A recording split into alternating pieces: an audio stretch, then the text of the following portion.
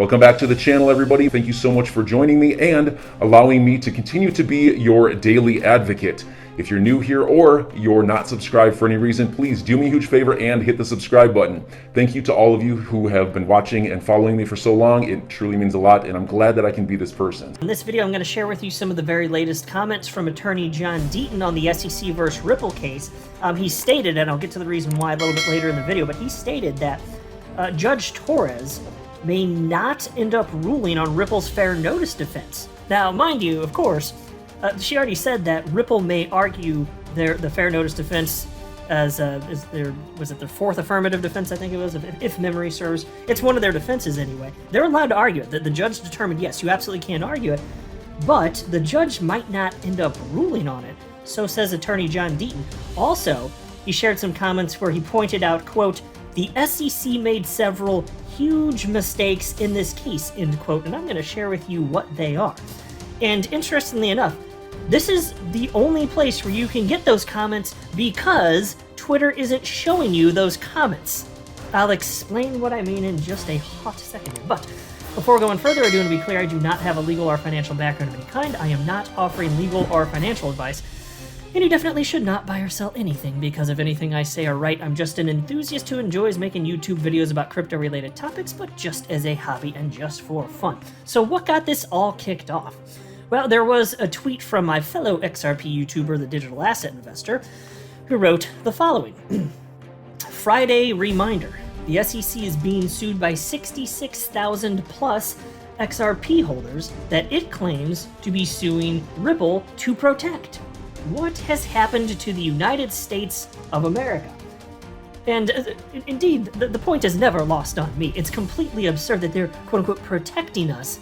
If you're protecting us, why are so many of us furious over this alleged protection? It's completely absurd, and I love it, though. This is one of the best things I think that could happen to the SEC versus Ripple case, John Deaton jumping in and putting this all together, because it paints a crystal clear picture for both Judge Netford and Judge Torres that something's not right here. This is not normal. This has never happened in the history of the SEC. I kid you not. There's never been an instance where the SEC sues somebody for doing something that was allegedly illegal that they weren't supposed to do, and then tens of thousands of people come rally together and ask to be sued so that they can have a say in this. That has never happened before. It's astonishing. And so anyway, attorney John Deaton responded to that, and he wrote the following. The SEC objected to XRP holders even being heard by the court. If the lawsuit was filed by the SEC for the benefit of XRP holders, why wouldn't the SEC want the court to hear our perspective and concerns? Unless, of course, the lawsuit wasn't filed for us. Ding, ding, ding, exactly, and that's another thing that the judges can see through very clearly. And then there was an XRP community member that responded to John Deaton named Crypto Duke, and he wrote the following. John, I believe the SEC screwed up big time by initially taking the position that the speech was not official guidance. I'll just pause to note what he's referencing there, of course, is William Hinman's, former director William Hinman's Ethereum free pass speech, which of course he gave on June 14th of 2018. He says again, I believe SEC screwed up big time by initially taking the position that the speech was not official guidance. Not only did it open up the 63 emails for discovery, but if the speech was not guidance, what was? So their position helps the fair notice defense. Agree? Question mark? So that's a legitimate point, which I brought up many times indeed. Had the SEC said, yeah, this is an official position, these emails, which we really, really want, because it would ruin their case in all likelihood, or at least if they don't hand them over, result in settlement. So we're actually kind of happy in a way that this is how it went down. But had they argued that this was official decree, they still would have had a problem. If they said that the Billy Boy Hinman Ethereum free pass speech was official guidance, well, then then what would Ripple's team do? Their legal team would say, okay, well, if that's the metric we're going by, here's why, from a technical perspective, XRP is even more decentralized than Ethereum, which means that there is not a common enterprise. Bam, case closed. So either way, they're stuck. So it's like, what's the lesser of two evils? Like, they never should have brought this case against Ripple, but they're a bunch of idiot asshats, and it's like, it is what it is, you know? And so that tweet that I just shared with you from Crypto Duke ended up getting retweeted by John Deaton, and he shared his thoughts in a thread And the thread's on your screen. You notice anything funny about this? It says, this tweet is not available. And the next tweet he wrote, this tweet is not available. And then the next one, this tweet is not available. And then it gets to this one, and this one you actually can read. So what's going on here? Well, some people think that Attorney John Deaton is being censored by Twitter. That's not where my brain went immediately, because I'll tell you what, if Twitter doesn't want you on their platform, they are not afraid to suspend people, which means that the account's terminated. It's a kind way for saying your account is terminated forever. If your account is suspended, it's a softer word, but it means your account is terminated forever. They will do that to anyone without explanation, and they do not care. So they're not going to go jump through hoops to make it look like, we still want him here, but we're just going to censor him. No. I mean, there's such a thing as shadow banning. I'm not pretending that's not real, but they've never done this. I think this is a technical glitch, to be honest with you. Some people think differently. I don't know for sure. I could be wrong. I think it's just a technical glitch. That's where my brain went first, because if they didn't want him to be seen, shadow ban is a much less obvious way to go about it. This is very obvious. So shadow ban would have been the route, or just outright getting rid of him. So I don't think that's the case. I don't think Twitter really cares about this case, to be honest with you. They care about all sorts of political stuff. This, though, I don't think they have a dog in this fight, to be honest with you. So it'd be weird if they wanted to censor him on top of all of that. But still, it's annoying, because John Deaton, serving the community, sharing his thoughts, taking the time to share his thoughts from a very unique perspective, and then we can't read them. So that was annoying, and I put out tweets, and I wrote the following, actually. I wrote to John Deaton. I said, Twitter is broken again, and your thread is not viewable. This seems to keep happening. So I'll just pause to note, this is the second time, at least, that I've noticed this on John Deaton's account in a separate thread. Then I wrote, if I go to your page, I can see the first tweet, but the only way to see the second tweet is to click show this thread, but the problem is it won't show the thread when you do that. So here, I took a screen grab to show him what I'm talking about. If you went to his page, I don't know if it's changed since then, maybe it's even worse and you can't see this either. But at the time, there is this thread, so you click on where I'm circling right now, show this thread for those of you that are not familiar with Twitter, and then it'll unroll everything and you can just see everything that he wrote. But when you clicked on that, all it said is, this tweet's unavailable, or whatever the wording was. This tweet is unavailable. That's all it would show you. So I was like, okay, well, that stinks. And so Crypto Law, John Deaton's organization, wrote, this is unlikely to be censorship, but more likely an annoying automatic and momentary suspension because of multiple threads close together. John is working on resolving it now. It has happened before. I'd say to that, maybe. I don't even think it's a momentary suspension, though. This has also happened to my fellow XRP YouTuber, the Blockchain Backer, and he's not writing all sorts of lengthy threads or anything like that. So I think it's a glitch, to be honest with you. I don't know. Could be wrong. That's just my personal opinion on that. Now, thankfully, some random dude took a screen grab of what he had to say, so I can share it with you. And by the way, when I say some random dude, I'm not just calling a person some random dude. That's his name on Twitter. You can see in the top right here. That's his name. He goes by the name some random dude. So there we go. But thanks to that, and thank you, shout out to some random dude. Thanks to this, I can share with you what he said. He said, so again, John Deaton retweeted what Crypto Duke had to say and wrote the following.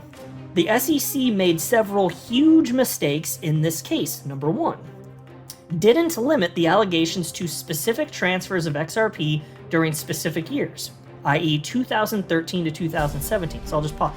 So pause this to say, okay, why does that matter?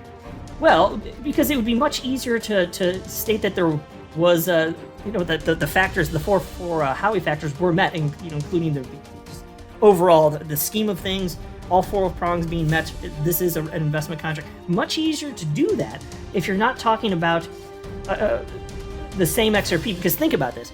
Back in 2013, and again, I'm not saying that the SEC would win on this front. I'm just saying it would be easier for them because the XRP ledger unquestionably was not as decentralized as it is today. And that's important because that goes to one of the prongs, a crucial prong, the idea of whether or not there's a common enterprise.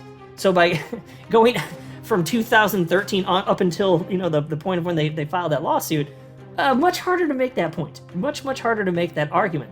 So they would have had much greater odds of success had they just been more narrow. But they're just so overly zealous about this and so arrogant. They think they can just do whatever they want, and it's crippling them. So that's why John Deaton's labeled that as a huge mistake by the SEC in this case. Number two, that mistake forced them to allege the token itself is a security per se, which, in essence, attacked individual XRP holders. Yeah, so pause.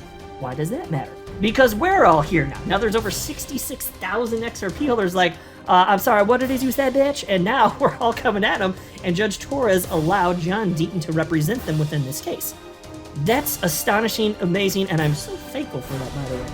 I do think, to this point anyway, we have lucked out with the judges that we have on this case, frankly. Number 3. Suing Brad Garlinghouse and Chris Larson individually, even though fraud or misrepresentation isn't alleged, forcing the SEC to meet a much higher burden of proof to establish the executives were reckless in not knowing XRP was a security, despite the SEC itself not knowing. Yeah, I talked about that ad nauseum, and I'm thankful for that as well. I mean, I'm not happy that Brad and Chris have to go through that, don't get me wrong. I'm just saying, what I'm saying is, since they did that, I'm happy that it's damaging their case, to be precise on that. And then number 4, check this out. Worried about Ripple's fair notice defense, the SEC tried to be cute and called Hinman's speech his personal opinion only, which waived any invocation of the deliberative process privilege. Why were these rookie and glaring prosecutorial mistakes made by such smart lawyers? Haven't I said this so many times in so many words? It's like amateur hour here over at the SEC, like, do you even lawyer, brah? Because I'm not sure you lawyer, brah. Not looking so hot, and I'm glad that the clowns that they've got representing the SEC, I wouldn't have it any other way. They're not doing well. They speak out of both sides of their mouth. They contradict themselves. Judge Knepper just called them out the other day. It's just fantastic. I mean, it's really a sight to behold. So for all of you that have been following along, you know, but it truly is astonishing. And I'm sorry for the rest of the world that isn't in this and doesn't know exactly what they're missing. The level of absurdity is truly impressive here. Now, there's a tweet by my fellow XRP community member and yours, Stefan Huber, and part of what he wrote was that he was just making some predictions.